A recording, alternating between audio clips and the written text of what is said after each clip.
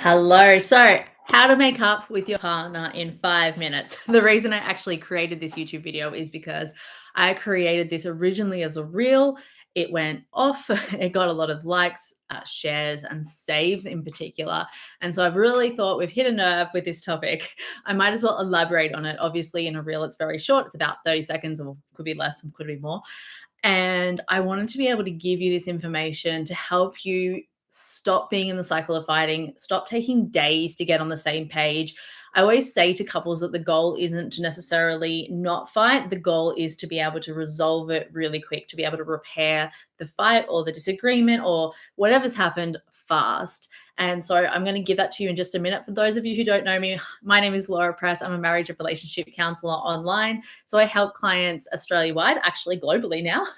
And I am also the relationship expert on Channel 7's The Morning Show and Sunshine Coast ABC Radio. Just to give you a little bit of background about myself. So my main mission and goal is to help clients really just have an on fire, passionate, loving, and connected relationship. And so obviously we need a really great foundation in order to have that. So getting to how we do this is the biggest myth I find that people have around disagreements is that we'll just keep talking about it. We'll just keep pushing the button. We'll just keep going at our partner, being like, oh, like just talking about it, going around it, saying similar things. And honestly, it gets really reactive, really stressful. Lots of tension usually occurs. And there's usually never a resolution or a change, or it takes so long and you've hurt each other and you said the wrong thing and it's just a bit of a mess, right? And so, how do you actually stop that, cut it in its tracks, stop that pattern and break it? The first thing you really need to do is to change your own state. Now, I know you're going to say, oh, whatever, I just want to get there and I want to change it. I don't want to think about my own state. I get it.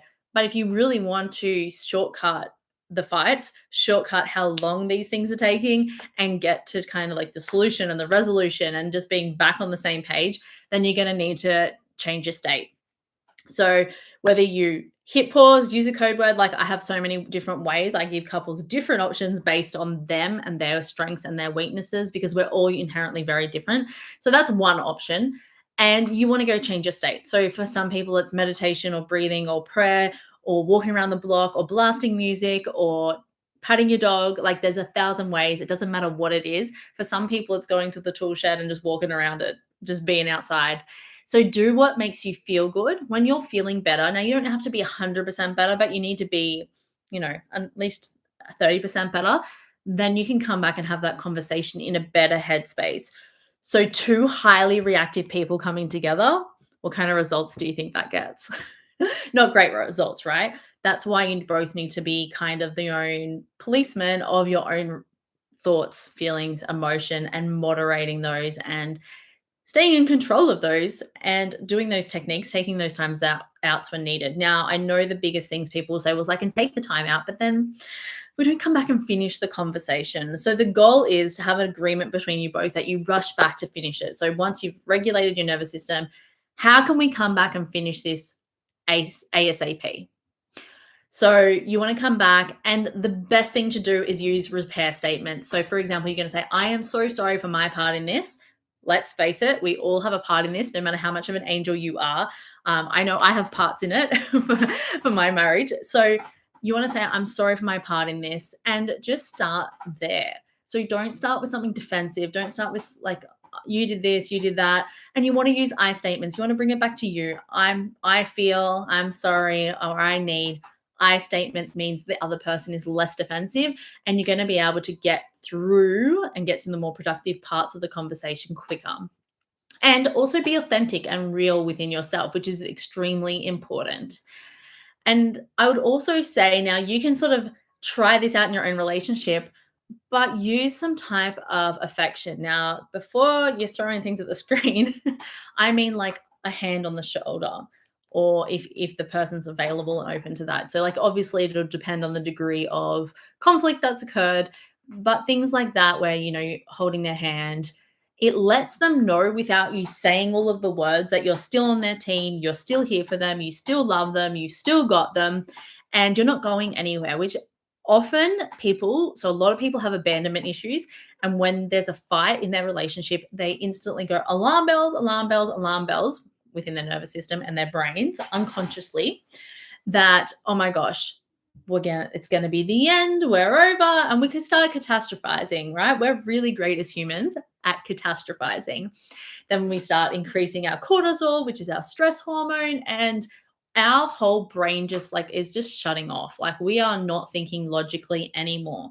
Sometimes if you can get some of that affection where it's just the hand on the shoulder or holding hands, then they feel more reassured and like, we can work through this. You're still here. It's not that bad. You're on my side. All of those kinds of unconscious messages are sinking in them.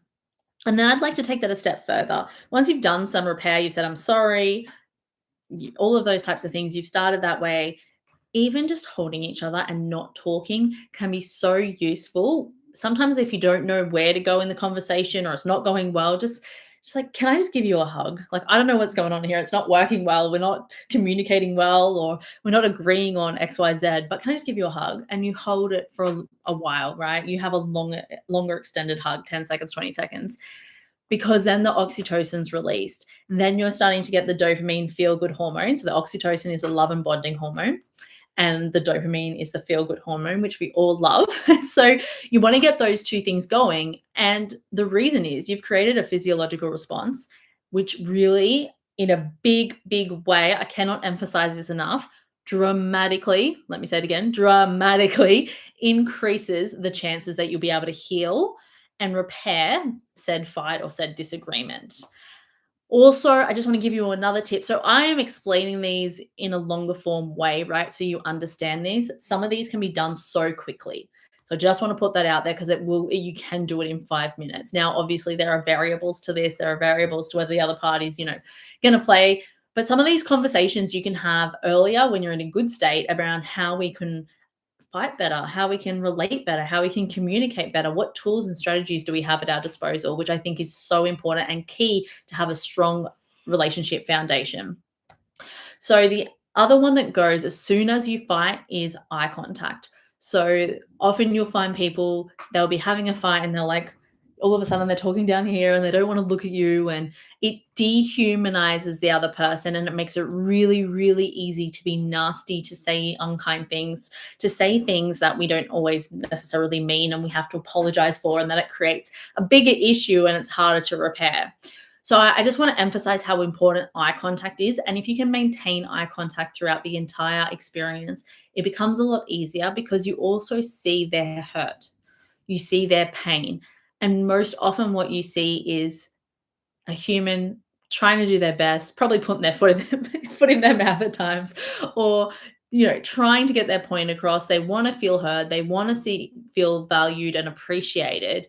And they're just trying in any way, shape, or form, usually from childhood, right? They're trying in any way they can to get that seen, heard, valued, appreciated from you as the other person in the relationship. So I think if you can keep those things in mind, it is really important, and you're able to quickly heal and get back on the same track. So I always say the goal is, how fast can you get back after a disagreement or a fight? How fast? And I'm going to go quickly to another myth that people say, oh, well, you shouldn't go to bed angry. And now I actually agree with that. What I don't agree with is going to bed angry. Why? Because often you go to bed angry, you'll dream about it, you'll bring it in with you, you'll feel all the things. And then, don't get me wrong, I understand there's times that it can't happen. But in general, if you can, it's a good idea not to. Because then you actually wake up. It's like you've been kind of marinating in the fight, marinating in the hurtful comments, and it's not being resolved in any way, shape, or form. So it's actually really obviously detrimental to your sleep. You wake up more fatigued, more exhausted the next day. And so it actually adds to the difficulty of being able to repair. Now, obviously, there's exceptions to this rule where there's just times that you can't resolve it. And so that's where you use your repair statements. I'm so sorry for my part of this. I really want to resolve it. It's so late right now. Or we've got to go do this right now. I love you. I'm here for you. I want to resolve this. I don't know how to do it in the next 10 minutes or the next 2 minutes. Can we table this when we get back together? So these are crucial, really important things to use and can help you get back on track. And I'm going to give you one more because as I keep talking, of course, I keep thinking, oh, I'll just add that one. There's another one where I think is just so useful. It is another way that you can repair, and it's sometimes you can be mid-fight or mid-disagreement or mid-intense communication, however you wanna label it, and if you can sometimes stop and be like, "Oh, would you like a tea? Would you like a coffee?" For starters, it throws the other person off in a big way, and their brain just goes, "What?"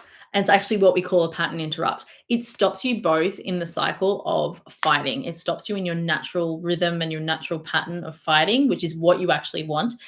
And it makes them feel like, okay, we're not agreeing. Things aren't going how we thought they'd be going in the conversation. But you want to make me coffee? You want to make me tea?